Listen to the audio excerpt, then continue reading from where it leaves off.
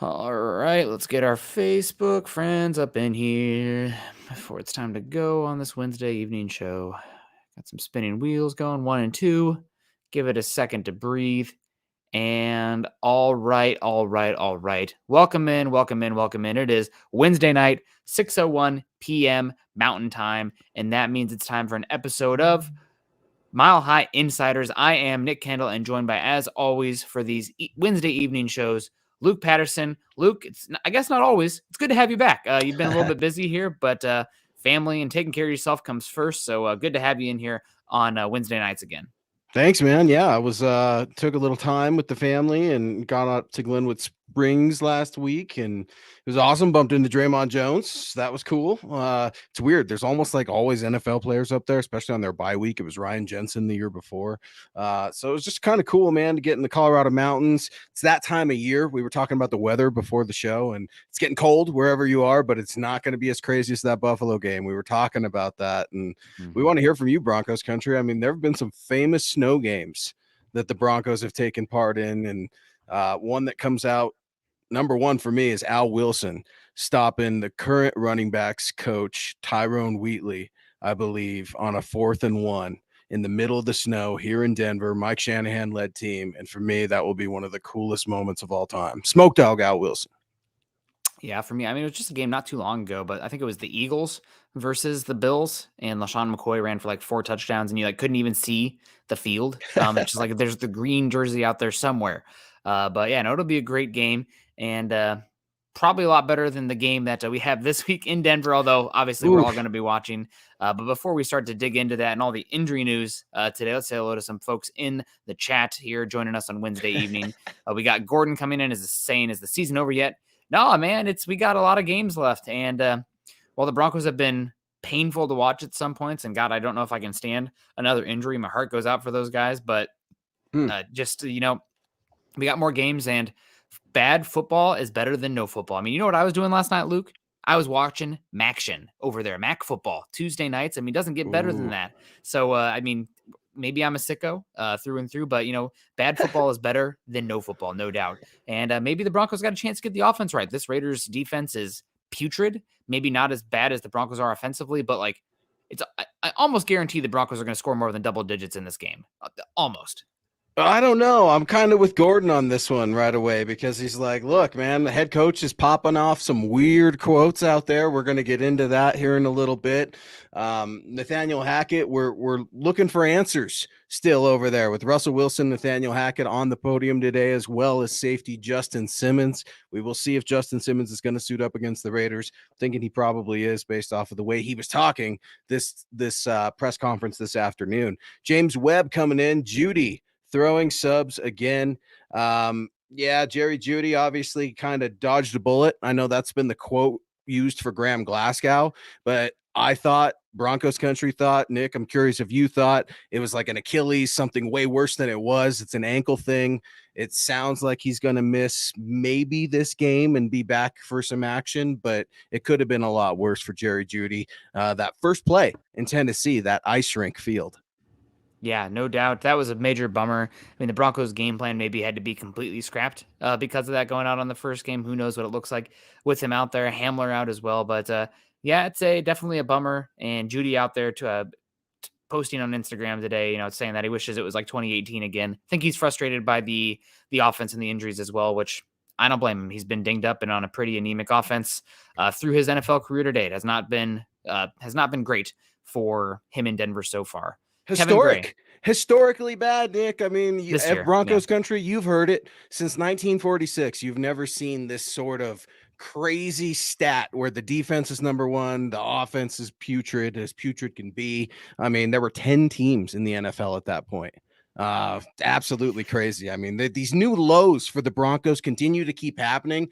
I thought it was done when a few things happen. Like one, Russell Wilson getting here, Nathaniel Hackett getting here, the Broncos having an ownership group. Now we're looking at what some have called, including myself, a termination game.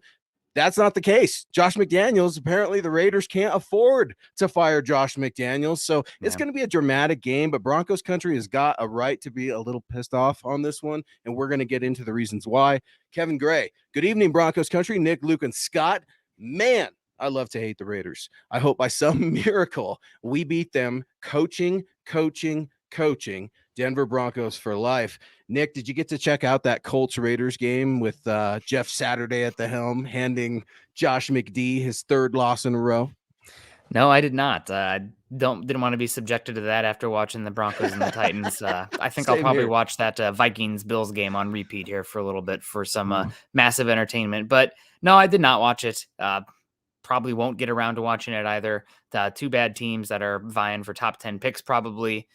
Maybe if the Broncos sign one of the guys on one of those teams this offseason, go back and review the game, but probably not. But did you see the quote today? There's some Raiders news today that we got to get into as well. Hopefully, Ernie Mays can appreciate it because it does pertain to the Broncos since they're our opponent. But first, Dylan Von Ark's coming in saying, "Sup, Broncos country. Make sure you guys hit that like button on the way in and share on all platforms and subscribe if you haven't already." Point number one involving the Raiders here. The comments from ownership, Mark Davis talking about how much they support Josh McDaniels and how he's been great and how that's the guy they wanted. And then a report coming out today that the reason the Raiders can't move on from Josh McDaniels pretty much no matter what he does is because they are so cash strapped poor from paying out Gruden, from the new stadium, from the move, that they can't afford to pay Josh McDaniels out and then pay a new coaching staff to come in. So they're stuck with him the rest of this year and probably the rest of next year as well, given their limited financial flexibility. Yeah, well, and it makes me think too. Are they still paying Mike Mayock? I mean, he was former brass of the Silver and Black. I don't know Probably. what that looked like. I mean, I'm Mm, sure there's other salaries. Of course, they're not going to be the hmm. same millions Yeah. of dollars that these big figureheads are that you mentioned, like John Gruden. I mean, that payout's going to be big. He's going to be going to court. You don't know if he's going to sue Mark Davis and the team. Not surprising. I mean, Yeah. especially when you consider this is a team that is relocated. This is a team that has been in the news for all the wrong reasons. But I absolutely love Derek Carr crying his eyes out. I couldn't believe the mascara wasn't running. Anytime the Raiders could be down, I'm in because I'm down with the Broncos right now. The Broncos are down, and it's going to be a really rough game on Sunday. Michaela Israel weighing in. Thank you so much for joining Nick and I on MHI. Good evening, Broncos country. What's up, guys? Be sure to hop in the live stream. We will shout you out. Give us your Broncos take. Let us know what's going on with your Denver Broncos, Nick, because the Raiders, man, the Raiders seem to have the Broncos number. That's for sure. They beat them last time in week 4. It was 25-20 in another ugly game where the defense gave up a little bit, but ultimately everything goes back to this putrid offense. Yeah. Yeah, everything does go back to the offense, unfortunately. And we have a lot of good things to talk about too, but it's hard to talk about it when the offense is, like you mentioned, historically poor this year. Hopefully the Broncos can start to get things right. And man, what a get right chance you have coming up here these next couple weeks with the Raiders and then the Panthers. Mike S in the house. What's up, Broncos country? And also we got Alessandro coming in saying color rush. Absolutely excited about the color rush uniforms here today. I'm not a big fan of the navy blue personally. I really hate the robot horse and the weird stripes on the Broncos current uniform. So I like the cleaner look of these the color rush jerseys. I don't like the orange pants and the orange top. I also, one thing about the color rush uniforms, and maybe this is just kind of a weird thing, I feel like the logo on the helmet is way too tiny. It's like they shrunk it by like 20% or something than what it should be. But either way, Yeah. Did you go see ahead. the picture today that was shared on social media? I forget who it was by. I totally give him credit. And it was like a practice squad player's helmet Mhm. next to one of these players' helmets and with the D. And you're right, the D is way too small. It doesn't look right. We like big Um, D's in here. yeah, that's it. I mean, that's it. This is a Bronco. Yeah, that's all I'm going to say before I get in trouble. Nick said it, not me. But here's my problem with the color rush. Last week, we were talking about uniforms too. We're talking about we're going to play in white and blue pants because we beat Jacksonville in London and we're feeling good about ourselves. And then you've got team president Damani Leach throwing out on his Twitter, hey, season ticket holders, Broncos country, what do you think about jerseys and these threads for next year? Well, today you've got the color rush thing going on. You've got Broncos PR tweeting that there's a barista from UC Health out there giving coffee to everybody in the media. And I'm sitting here scratching my head like, nice try. I'm not distracted. This is a losing bad football team. I could give a damn what colors they're playing in because they're playing so bad on offense. It's a travesty to this defense. I'm terrified we're going to ultimately lose Ejiro Evero, who I don't know how he's holding this team together, Nick. I really don't. I mean, we've seen defenses melt on top of the offense here in Denver. Case in point, Aqib Talib, Russell Okung, and that's not happening right now. They're not Mm-mm. rolling over on each other. And I do think Ejiro Evero is a big part of that. I think he's the glue right now for this team. I think so as well. I think the defense is holding things down. I think they're very much playing for each other. Not sure how things are going on the offensive side of the ball. Feels like it could be coming up to finger pointing season there, but we'll see how it plays out. We got a lot of games left. Hopefully they can figure some stuff out. Friendly Giant coming in. $10 over on YouTube. Don't recognize the name Friendly Giants. Thank you so much for coming in Welcome. Thank with the you. support. We really appreciate it.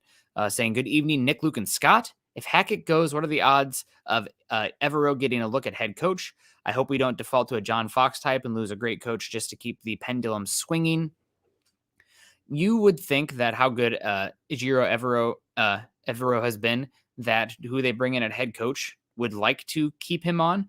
I wouldn't be shocked at all if Evero gets a lot of head coach interviews this offseason as well, given what the Broncos are doing. They're playing a kind of a different, somewhat a different scheme than a lot of teams are doing, especially up front with their simulated pressures and their ability to get pressure up front. And it's been phenomenal. And I think a lot of people are going to try to pick his brain. So he might get an opportunity elsewhere this offseason, regardless.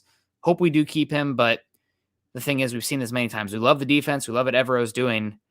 You can't keep him if it means that you're not going guns blazing trying to improve the offense. You got to do something about the offense, even if it means the defense takes a slight step back. Absolutely. And Friendly Giant, I agree with you. Evero, this is important. And I think that he would be a short-term solution if Nathaniel Hackett, in fact, gets his walking papers. But Mm-hmm. when you talk about the good things that this guy did, I mean, Draymond Jones, your guy, you've loved him for a long time. Everybody's Yeah. loved him for a long time. I'm on board.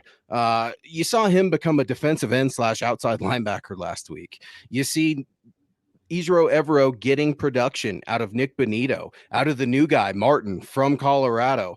Jonathan Cooper's doing a decent job setting the edge. I thought he'd get a little bit more pass rush, a little bit more pressure last week on a one-legged Ryan Tannehill, but it just didn't work out. You look at PJ Locke and his success. Sang Bassey's out there making plays. I mean, come on. This is a lot more than just this is one of the highest paid defenses in the NFL. So Evero walked into it. He is literally developing players as we speak. Players that Mm-hmm. Vic Fangio, this hardened, battle-worn coach, couldn't really do the same with last year. And the offense is kind of the same. It's putrid, but this defense has improved. They've gotten better. And you've got Justin Simmons spitting into the microphone today. We've got to be better. We've got to continue our thing. They're staying together. That's the big thing. And Evero, I'm just so impressed by this guy. And the pushback, Nick, that I've gotten at least this week on my Twitter is he's a first-time defensive coordinator. You don't want another first-time head coach.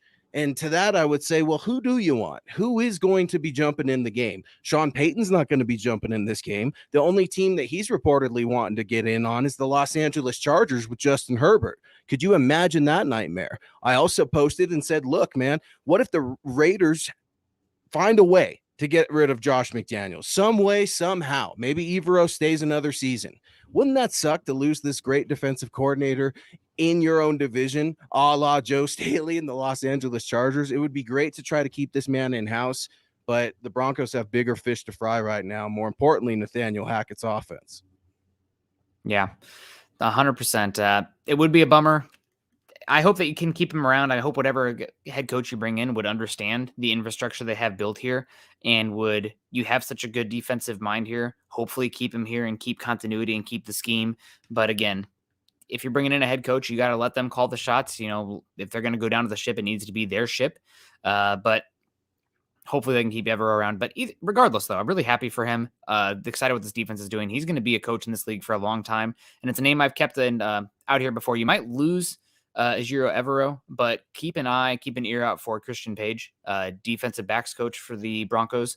He's very, very highly thought of. He was retained from Vic Fangio's staff. He's an ascending dude out there. If you listen to any of the defensive backs on this team talk about him, or even those in the league, he's definitely one to keep an eye on as an ascending defensive coach that's going to get a shot at a defensive coordinator position really soon. Michael Ronquillo coming in. Good evening, Nick and Luke on Mile High Insiders. Good to see you, Michael. We appreciate you so much coming in and supporting the show. We got inbred dinner wolves, fourth generation, coming in here saying, even with our defense, we won't win. Raiders know it's not going to be nothing but short runs, screens, and deep balls on third and short. Yeah, the offense has been pretty defunct, but hopefully we have some reinforcements coming here on the Broncos side of things. I know that we had day-to-day today, unfortunately, have some injuries here for the Broncos. Kendall Hinton on the offensive side of the ball. Graham Glasgow, luckily still just day-to-day. Jerry Jeudy, God, the Broncos could need him. And then also limited, but a potential to be back this week, Tom Compton and Cam Fleming. And Tom Compton and Cam Fleming, along with Glasgow, are the ones that I'm really interested in. Luke, you're not going to know this, but just a guess for you. Out of every single offensive tackle, according to Pro Football Focus, that's played so far this season, where would you think that Cam Fleming ranks? Cam I think it's out Fleming, of I think it's out of 80 tackles. out of 80, I'd probably put him in the 50s to 60s range. 21. Wow, that's pretty impressive. 21 so far this year. Do you know, out of all right tackles last season in the entire NFL, where Tom Compton ranked as far as his run blocking grade? No way. I believe it was number one. I believe it was number one in the NFL. So I That's think not this is just his podcast, because he has a great podcast too, by the way. I didn't even know he had a podcast. To be Yeah, honest with you. he's got a good podcast. I don't know what it Oh, is, man, about all these right. offensive linemen like Jason Kelsey, right? And then you got Big Bad D Wolf. He's starting his own Yeah. thing here. These linemen, man, once you get them rolling, they Yeah. just put out good stuff. Because I love Yeah. I hate to say it, but I love listening to Jason Kelsey. I think he's a lot more entertaining than Travis, but no, man, that's pretty interesting. And you've got to get these guys back sooner rather than later, right? Yeah. I mean, because we're down to bare bones. You're down to Luke Wattenberg at center. And I mean, I get it. Hackett says, we dodged a bullet with Graham Glasgow. Okay, Graham Glasgow's not 100%. What happens when he goes out there and he rolls his ankle or cramps up or something else? You're going to be right back where you were. So to get Cam Fleming and Tom Compton hopefully back soon, I don't think it's going to be Raider soon. It's what was it, day to day? No, the limited right now. So Cam Fleming and Tom Compton limited. We'll see what that means. We'll know more probably come Friday. Obviously, that's when the last injury report comes. Jerry Jeudy being day to day, though. I mean, you got a chance that some of these guys might be back. If they're not back by the Raiders game, you're hoping then by the Panthers. And, Russell Wilson, what was he hit 17 times in this last game against the Titans? And 18. that's without 18. And that's without 18 Bud Dupree. times and sacked 6. Yeah, without Bud Dupree and without your guy, Jeffrey. I mean, Insane. Beast. We talked about him right when this podcast first launched. I think when they were playing the Titans, man. I remember, dude, big man can play. And some guy named Demarcus Ware or Demarcus Walker. I mean, that was weird. That was really weird to see. And I didn't even know he was still in the league, Nick. Yeah. He's a fine rotational defensive lineman. Not what you want for a middle of the second round pick, but he's found his niche. That's kind of guy you hope to take fifth round. But I digress. Broncos, how do you protect Russell Wilson from getting hit that much? Protect him from himself? Effectiveness on the ground game. And I think you got to kind of establish that. And hopefully with the offensive line reinforcements, that's something you can lean into over these next few games. Even if it means some run, pass, punt type of looks, you got to protect him from himself. You got to protect him from getting hit like that. And you hopefully lean into the defense. A little bit easier said than done when your special teams playing as a bottom 10 special teams right now, especially punt coverage has been poor. Corliss Waiton's hang time has been poor. The getting teams pinned in their 20. I mean, it was obvious night and day in this last game, the discrepancy in special teams between Ryan Stonehouse's punt coverage, punting and punt coverage versus Corliss Waitman. But, those are the margins that the Broncos can't afford to lose, and they've been losing. Well, and Corliss Waitman doesn't come from like 6 generations of punters. I had no clue. Yeah. During the broadcast, some of these little facts that you learn about the punters or kickers, pretty incredible. Appreciate you guys joining Nick and I here on MHI. Dom Harmio coming in. What's up, Dom? Good evening, Luke, Nick, and Scott in Broncos country. Let's go. It's Raiders week. Someone has to win, and I hope it is us. That's perfect, Dom. I don't even have to tease it. Here we go. Our guy is referring to comments made by Broncos hot seat head coach Nathaniel Hackett today at Dove Valley in his presser. He was asked on the number of close games the Broncos and the Raiders have played historically and in this season. He said, quote, somebody has to win this game. Again, somebody has to win this game.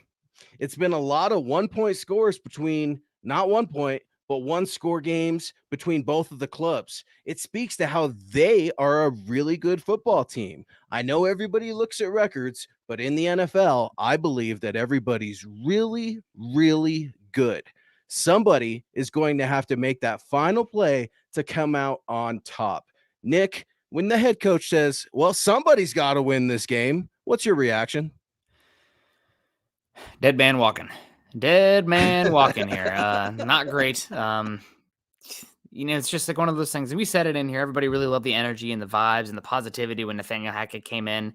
But we said, if it gets off the rails here, a lot of these quotes are going to become really ugly quickly. So what was once personable, relatable, oh, he's just one of the guys, becomes, this guy's a buffoon. What the heck are we doing? This is $1 billion industry, and this is who's calling the shots. Are you kidding me? I'm wasting my Sundays watching this.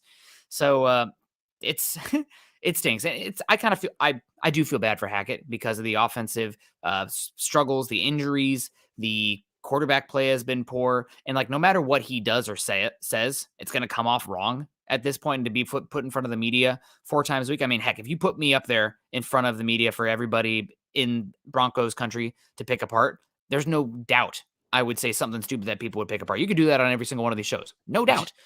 Probably the last 5 minutes.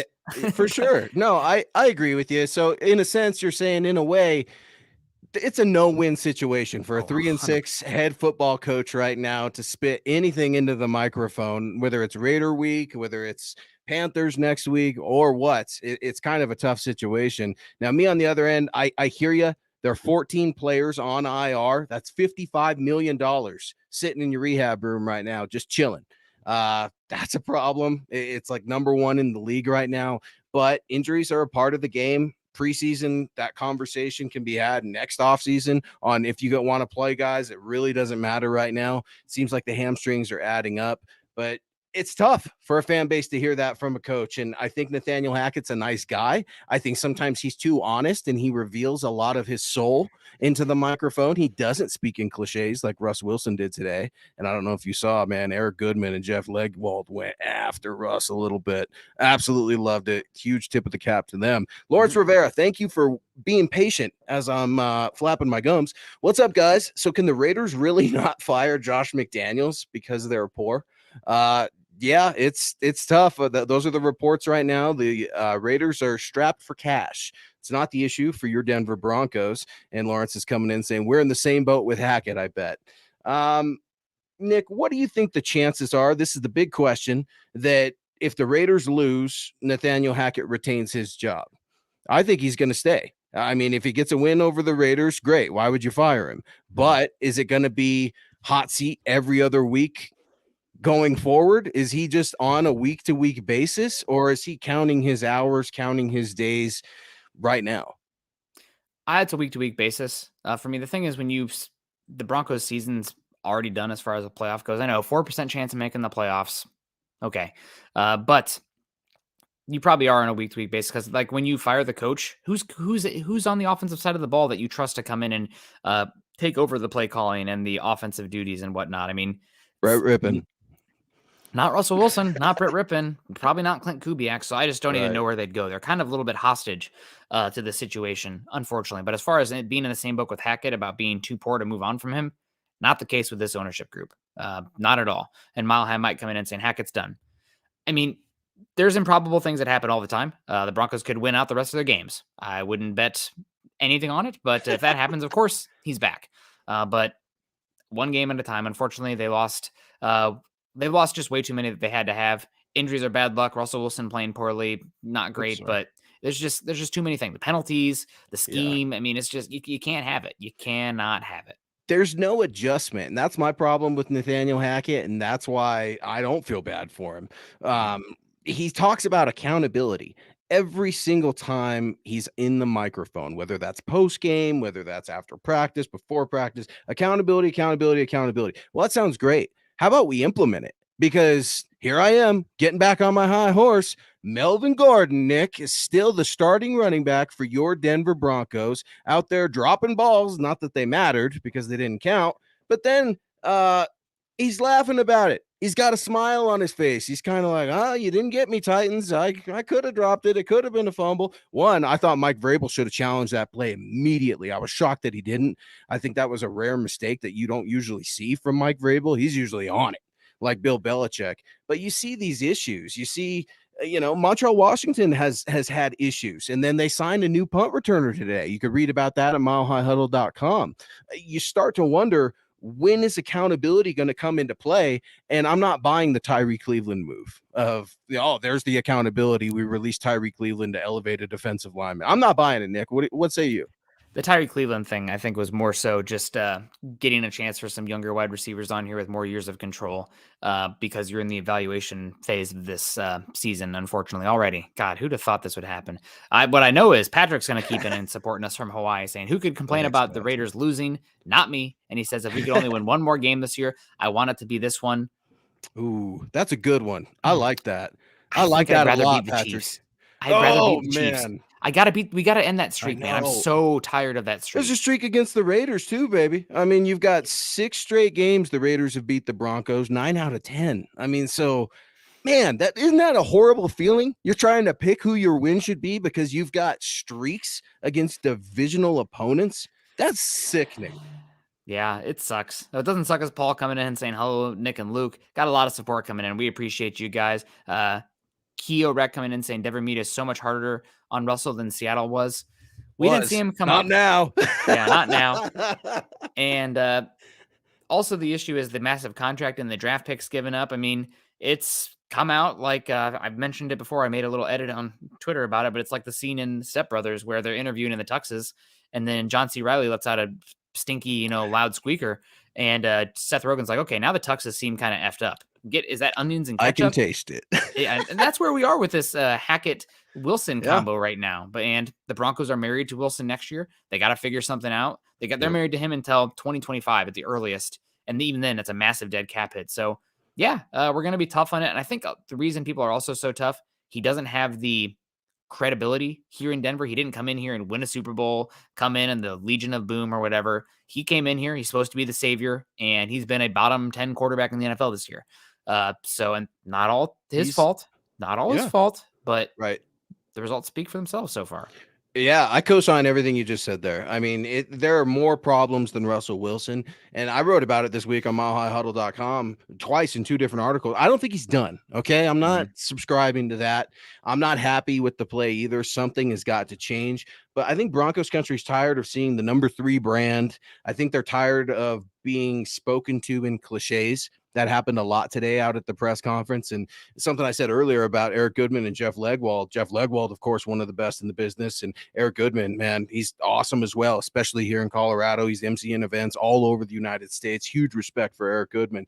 They really kind of pressed Russ and started asking, hey, Russ, what about going under center a little bit? Russ starts spitting out an answer. Well, we can go under center and we can go under shotgun. And, I've played a lot of football and I can do both. And they stop him and they're saying, well, you're not really doing under center right now. And kind of spit that right back at him. He got a little uncomfortable. It didn't rattle him really, but he's speaking in these cliches like it's still week 1, week 2 of training camp. I mean, you got Nathaniel Hackett saying it's going to take time for things to click or whatever his word is that he uses. I mean, there is no more time. Time is up. It's time to start rebuilding now so you at least have something to carry into 2023. Roy Osborne weighing in on MHI with Nick Kendell and yours truly, Luke Patterson. I read today, but not sure the validity of this, if McDaniels will get another chance next year. By the way, howdy. Yeah, if the Raiders are that strapped for cash, I think they're kind of married to their head coach, much like the Broncos are married to Russell Wilson. Yeah, I mean, that seems like that's the case there. Broncos are more because of the structure of how the salary cap works and guaranteed money, but the Raiders are legit cash poor. So it's kind of bad. It's great. I think we can, see, we've been kind of concerned about players, free agents being drawn to Vegas, and we hate the Raiders, no doubt. But when the franchise is as limited and cash poor as the Raiders are, that's always going to be a disadvantage. So luckily the Broncos got that going for them. We are not alone in the AFC West cellar so far, which is great. But what are they better with a little bit of company there? Well, if they win though, the Broncos will be last place because they're sitting at 2-7, right? And we're both they irrelevant. would have. I know, but at this point, I'm just looking at what I'm grasping straws, Nick. I'm running out of things to talk smack to Raiders Nation or whatever the hell it is they call themselves in the county jail. Yeah, I mean, Are they even that anymore in Vegas? It just seems like it's corporate world out there. But Montana Altitude coming in $5, Thank saying a you. cool profile picture there too. Montana saying, can the Broncos as an organization be talking to prospective coaches as we Mm. speak? They can, as long as they're not under contract from other teams. So who would that be? I guess they could be technically talking to Frank Reich if they wanted to right now. And there could be, some situations around where, like, oh, hypothetically, if that happened, beat around the bush. We're not directly offering you anything, but like, let's say there was an opening, would there be any interest there? There's always, ways to talk around people. They do that in free agency as well. So there's always, if through agents or players or mutual connections, but you have to tread lightly on that because you don't want to lose any draft capital for tampering or something in that regards. Also, a lot of coaches that are already coaching right now are so focused in their cycle of coaching that they probably wouldn't even pay attention to a lot of that stuff. They're focused on trying to win the next game, which is what they should be doing. I don't know, Nick. It's a copycat league. Jeff Saturday, a lot of franchises, a lot of fan bases, at least of those franchises, are scratching their head, trying to figure out, man, which former great could I get in here? Could we get in here to at least get one win for the interim season? And I think that's interesting because anytime you see unprecedented things happen, I think a lot of people are resistant to change. I'm one of them. Not with Jeff Saturday, but I like my habits. I like normalcy. I like consistency. I like organization. So I think sometimes the ripple effect of folks getting used to these things can be a little bit of an adjustment period. I wrote about a hypothetical from Mark Schlereth as an interim head coach, as he had a really interesting list of things he would immediately do to fix the Denver Broncos. Of course, it was just kind of a tongue-in-cheek conversation on his local radio show, but check that out at milehighhuddle.com. And you did say, Nick, there are some silver linings on this team. It's really hard to get to them. We talked about Israel Evero in this defense. Pat Surtain is playing out Oh my of his God. freaking mind right now. He's playing out of his mind. And you can read about that at milehighhuddle.com. I wrote a piece about Bill Barnwell, and someone I know you really respect, just like I do. At least naming Pat Surtain as a top 3 candidate for NFL Defensive Player of the Year, along with Cowboys Micah Parsons and the 49ers Mr. Bosa. Yeah, 100%. He's playing great football. Good to see that. And guys, we don't have Scott here today, so if you have any super chats on Facebook, we've missed him. I apologize. I think I saw Phil McLaughlin was in here. I'm not sure if you made a comment, but I know you are a common super chatter, so apologies to Get that. in here, Scott, Phil. Get in here, yes, Phil. Write another one. You all keep it coming, and we're gonna get to you guys. We're about halfway, just the 3/4 of the way over. So yeah, bear with us. We're trying to get to you. Glenn Harris chiming in here, Nick, and he's saying, "Good evening, guys. Driving down from Michigan to North Carolina for the Panthers game. My son's a Panthers fan, so hopefully I get bragging rights. Usually I'd say it's a sure thing, but not this year. Man, there's a diehard right there. Glenn's bringing his boy to a game. He's traveling. Gas isn't cheap. Nothing's cheap in this life here in yeah, 2022. Things are crazy. The economy's crazy. Inflation's crazy. Whatever. Fans are working their tails off. They're spending their good earned hard work money on a team that they still love, and they want to see something different because, Nick, you've said it over and over. It's one thing to lose football games, but to be irrelevant and boring is even worse. Glenn, for yeah. your sake, for your son's sake, I hope it's an exciting game. I think this is a good chance the Broncos are going to score the most points they have this season. So I think it will be a fun game, and luckily, it's kind of like, think about it like when you are following a team that is no good in college football. Let's say it's a, not to take any shots, but let's say it's the Buckeyes. Colorado. I was okay, but the Colorado Buffaloes versus Colorado State. Both these teams are bad, Yep. but you got bragging rights going down here, and you care about this game. And a lot of times with those kind of games, wild things can happen. So I think it's going to be a fun game. There might be some slop to it, but bragging rights are on the line here. And the Broncos, sometimes, at this point in the year, it's like, okay, if you lose, it hurts, but at least your draft pick went up a little bit. Not the Boom. case for the Broncos in this one. You got nothing to lose. I mean, go out there and win. Your draft position, who gives a hoot? You want to give the Seahawks a top 10 pick? F no. Screw those guys. So go out there and Yeah. beat the bleeping Raiders. They're ugly. They're in surrender Cobra. You got something to fight a lot to prove as well. Jimmy Smith coming in over on YouTube saying, if Hackett is fired this season, hire Dan Quinn as head coach, keep Ejiro Evero as defensive coordinator, and hire Frank Reich as the offensive coordinator. Seems like honestly the best choice in all 3 spots. That's not hiring Sean Payton. I think you have a possibility with Quinn, and I do think that there's a chance that if they hired Quinn, they would still keep Evero.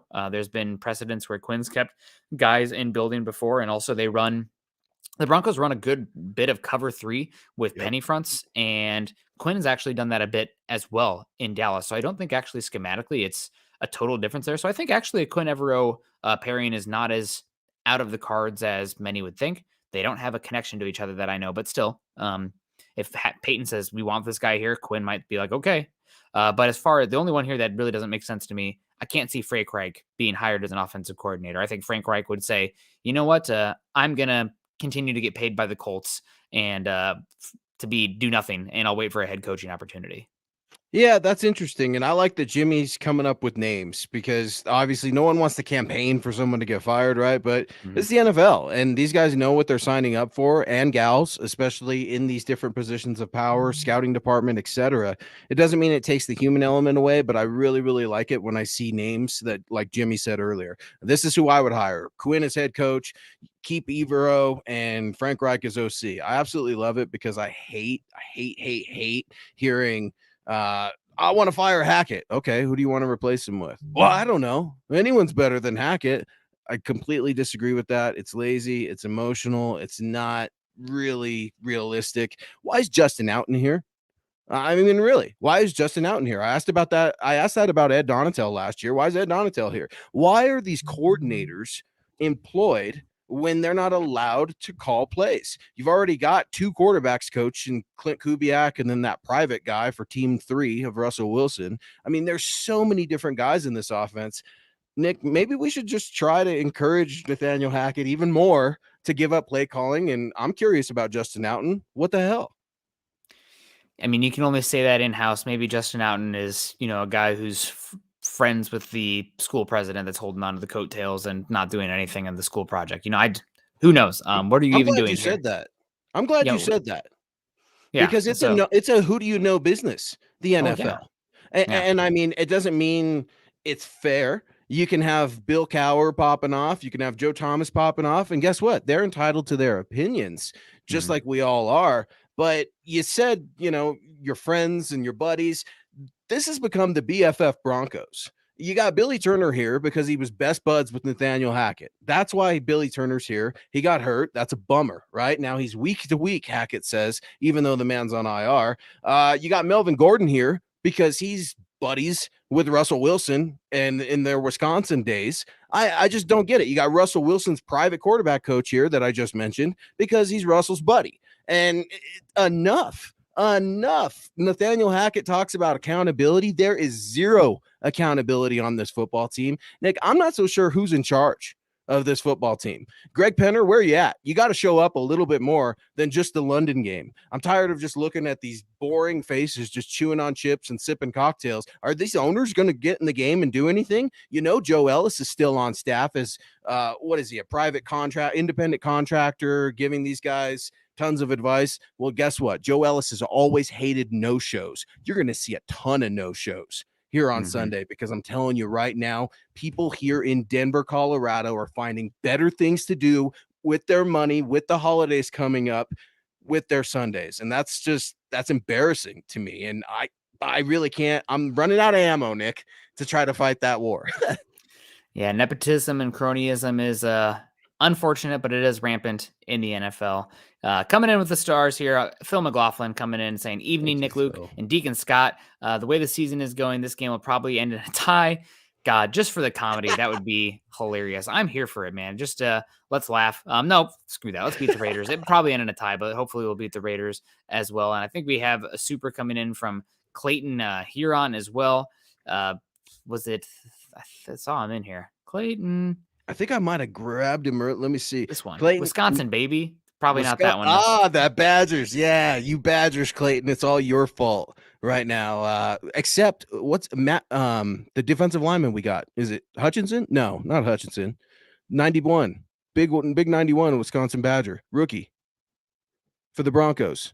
He's out there Oh, making Matt Henningsen. Matt Hennessy. Henningsen. Yeah, yeah, Hennessy. yeah. He's out there making plays. He made Yeah. some plays against the Tennessee Titans. And I will say this too, speaking about Derrick Henry and just the Titans a little bit, how great was it to see fundamental tackling against Derrick Henry again? For whatever reason, the Broncos tend to have Derrick Henry's number He doesn't have Mhm. a over 100-yard game against them, I don't think, ever in his career.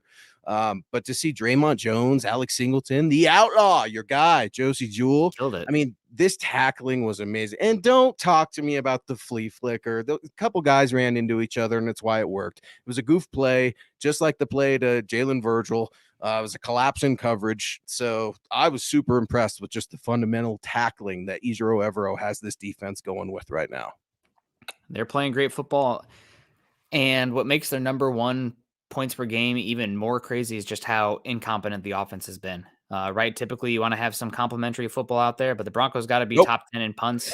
They time of possession can't be very good. Obviously, the points are not very good. They're the only thing that keeps this defense from being elite in my book is that they are not dictating by forcing the turnovers and also scoring defensive points. I mean, that 2015, this defense doesn't clear that 2015 defense. But still really good. One of the top 3, top 5 in the NFL. And hopefully they can keep it up so far. We got Gatorade Gaming coming in over on Twitch saying, hey, Nick, Luke, and Scott, what's up, Broncos country? What are the chances we get Sean Payton this offseason? I see all this Sean Payton talk, and I know that a lot of people are interested in him, and he's a great offensive mind, no doubt. To me, it's a Jimmy's and Joe's league, not an X's and O's league, and I would be damned if I gave up a first round pick or any draft capital that people are floating around to get him. Now, I know that Scott keeps saying it doesn't have to be picks. The trade for Sean Payton, who knows? If that's the case, then it's just to throw money at it. Then okay, I'm game. But as far as giving up draft capital in the top 100 in this class at all, no way. If they want to have a fourth round pick for the rights to Sean Payton, okay, we can talk. But a first round pick, absolutely not. Absolutely not. You need a offensive line. You need help you need another freaking running back. You need another offensive lineman. You need another wide receiver. You probably need a cornerback. You probably need another defensive lineman. I'm not giving up a first round pick for Sean Payton, who had some good years, but what do you do And without Drew Brees? I mean, and you don't have one to give. I mean, so I think, yeah, you're exactly right, Nick. And those points, people need to hear that because it's the pie in the sky dream and what's actually obtainable and real. And when I hear Sean Payton only wants to work with Justin Herbert, I believe it. I mean, I absolutely believe it. But I think people want to go to Sean Payton because they look at his success with one Drew Brees, right? Russell Wilson. How does Russell Wilson become Drew Brees? That's what a lot of fans have been trying to figure this out. I hate trying to compare the two guys just because they're short. They're two different quarterbacks when you watch them. Their game is completely different. Drew is absolutely mobile, but Russ used to be able to run with the ball. I don't know what the deal is now, why he's trying to transform himself into a pure pocket passer. But Mark Schlereth said it, and I wrote about it at milehighhuddle.com. He said his first message to Russell Wilson would be, you're not going to survive this way. You need to earn the right to play like Drew Brees. And right now, there's no balance. Drew Brees and the New Orleans Saints leaned on a pretty decent running game for a decent part of his career down there in New Orleans. So Sean Payton, I think, is a little bit of a distant dream. We will see. Our guy, KB82, happy belated Veterans Day. We appreciate your service, brother, and hope you're doing well. If Denver scores 17 points every game, they are 7-2. Nick, that is no joke. I mean, these stats, you can't make them up. They're not made up memes. KB's not out there throwing out gifts in the Google machine. I mean, these are historically bad offensive series we're seeing time in and time out. They don't even have a 20-yard run on the season. yeah, it's not good. They need to lean a lot into the run game personnel this offseason. Luke, this might even make your hair stand up a bit. I don't know if you've seen it on Twitter, but depending on where that Broncos first round pick is, I'm not even against using that first round pick on Bijan Robinson if he falls down there. Saw And you that. know how anti-running back I am. It's I just know. I you got to fell make out of my chair. I thought maybe you got hacked. I saw that and I was waiting for a clever GIF or something to come up, man. But you know, I couldn't bite on it just yet. It's just bad times here, man. I can't even. I'm just like, do it, get them. I mean, sign me up. Something that's dynamic, you know, because that's what we're looking for here, Nick. I mean, it's tough. What does Broncos country look forward to? Not the draft, right? Because you don't have those. We got a first round pick now. We can look forward to that. You can look forward to that, and that's the sad truth, baby. We got to really keep an eye on that pick by way of San Francisco. through the Miami Dolphins. It's all kinds of a mess when you start to look at it. Just like the Broncos offense. I mean, they're scoring 18 points per game. Could be that 7-1, like KB mentioned. Let's talk about false starts real quick on our way out. 19 false starts, Nick. 4 against the Titans, leading the league in that specific penalty. And this isn't just an undisciplined team. This is a nervous and scared team that isn't playing together. Mm-hmm. I mean, Butch Berry, let's say Hackett is back next year. By some will of God, there's no way Butch Berry can be back. And Nick must have gotten hit in the head by a coconut. I'm gonna have a long time to dig into this, why it would be possible. But they need to fix the offensive line before the draft goes, and they need to use an offensive line. They need to add at least one offensive lineman with their first one of their first 3 picks. But if you go into the draft and you have to take an offensive line to have the offensive line function, pack it up, baby. The season's over. You cannot go into the draft where you have to use the pick on the offensive line. Otherwise, you're sunk already. So got to see how it plays out. No doubt, but they need to throw resources at the offensive line in free agency well before the draft. Otherwise, they're done. They can't rely on an offensive lineman in the draft, at least. They're on their 7th combo right now. I mean, this is just absolutely crazy. I think you are going to see Luke Wattenberg at some point again because Graham Glasgow is a vet that's just hurt. He's always hurt. That's kind of just the way he was. And I mean, Luke Wattenberg had tons of issues with Russell Wilson. He had tons of issues on missed assignments. It's bad right now, but I think a lot of that responsibility does go on coaching. He was the backup center for a reason, and you had to know with Graham Glasgow that he could get hurt. That possibility is there. The probability is even higher. So I do put that on coaching with some of the offensive line, but they're even turning on each other just a little bit in that room, at least on the film, right? You had Dalton Reisner screaming at Luke Wattenberg, rolling out. I think it was to the left for no apparent reason at all. And it's just like, man, here we go. Then the defense has to trot back out there after what could be a snafu special teams play. It's just over and over again. And Justin Simmons talked about it today. He said, I'm tired of sounding like a broken record. I'm up here talking about the same thing every week, every year. And it literally is the same thing every year, Nick. 3-6. First year with Nathaniel Hackett at this time, 3-6. First year with Vance Joseph at this time, and 3-6 with Vic Fangio in his first year at this time. So Broncos country's they're tough. They're tough folks. But God dang it, Nick, they're checking out. Yeah. And our Butler's coming in here. Said he's going to the game today too, so hoping you get to see a win.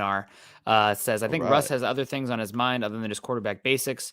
He's trying too hard to be a hero and holds on to the ball too long. 20 hits in this game is too many. Throw the ball faster. I mean, is he trusting what he's seeing? He's never been that good in the quick game. He made some guys miss in this one, so God bless him for that. But when he's trying to move, he doesn't move the same. I know he's playing with the lat injury, the hamstring injury. You're down to your 7th combination of the offensive line. You're out running back 1. You're out running back 3. You're out wide receiver 2, 3, and 4. It's rough, but I think you got to figure some things out here. And hopefully in this game, just going forward, protecting Russ from himself, I think you have to lean heavier into the run game. There's no more let Russ cook. It's let Russ limp to the end of the season, and hopefully he doesn't take that many more hints while we try to protect him and figure out what the heck we're going to do going forward, in my opinion, at least. So, and I think you can do that. I think this offense, lean into Quinn Miners, lean into Cam Fleming. Hopefully Tom Compton comes back soon.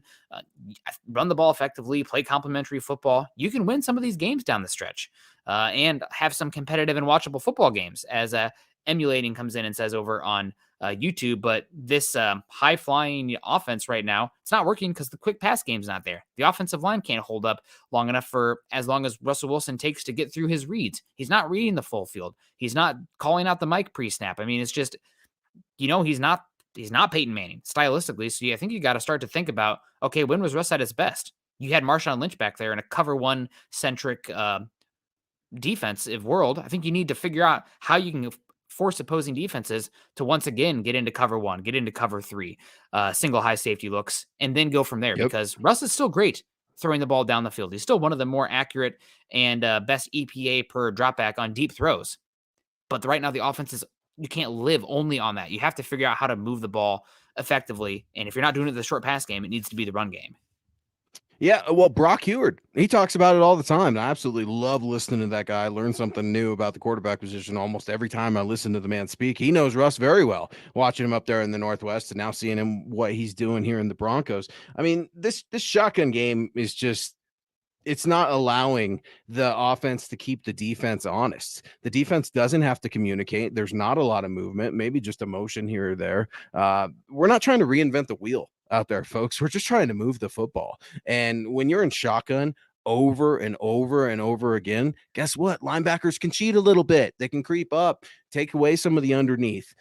It's just, and sixth, seventh string offensive linemen, out there and units. It's just an absolute mess. I mean, Dick Cheney thinks that the Broncos are being reckless with shotgun. This is how bad this is. It's so just Oh the my God. I same just got that. thing over and Jesus. over again, man. It's the same thing over and over. And it's driving people nuts because you're not seeing any sort of adjustment. And forgive me, but it's an insult to everyone's intelligence to say that there's accountability on this football team and that there's some sort of balance between the shotgun and under center. It's not happening.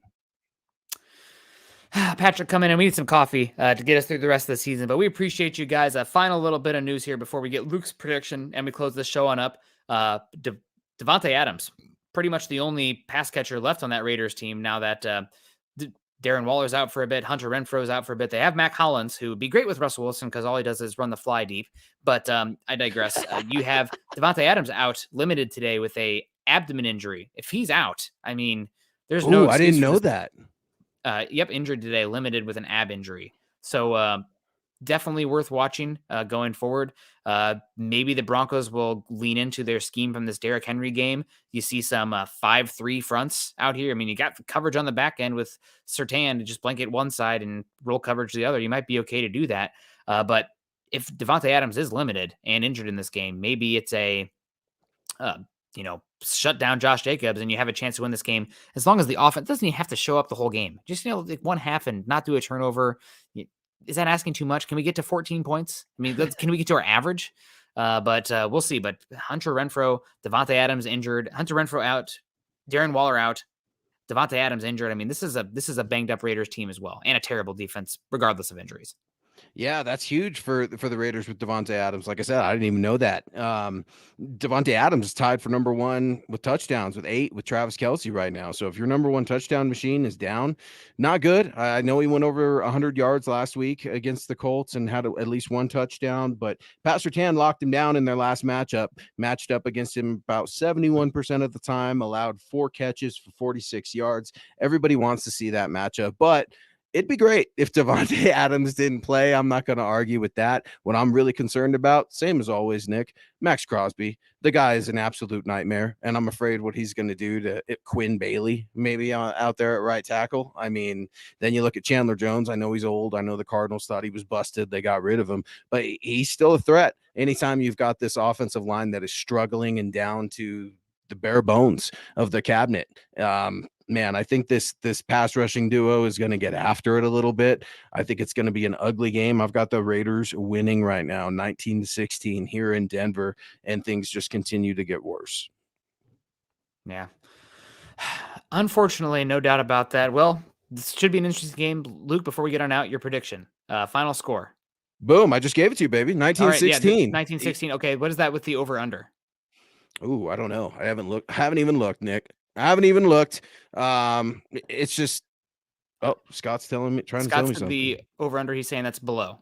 Oh, it's below. Okay. Safest bet in sports, baby. Take the under every time. It's like the Iowa Hawkeyes. So 19-16. Well, they don't score points, and that's the problem. I mean, we talk about the offense, but yeah, we need the defense. You said it. They need to generate some points. That's the argument against Pat Surtain for Defensive Player of the Year. He doesn't have an interception. He only has one forced fumble. Yeah. This is the time to get Derek Carr crying again. I want to see Derek Carr crying even more after a loss to the Denver Broncos. But right now, I think things are just going to continue to get worse for this offense because nothing's going to change. Yeah. Not a must win for Hackett. Not a must win for Russell Wilson. Maybe a must win for Broncos country. We got to get the vibes right in here again, guys. So beating the Raiders, probably no better way to get the vibes right back in Mile High Huddle and Dove Valley and in Broncos country. We appreciate you guys so much.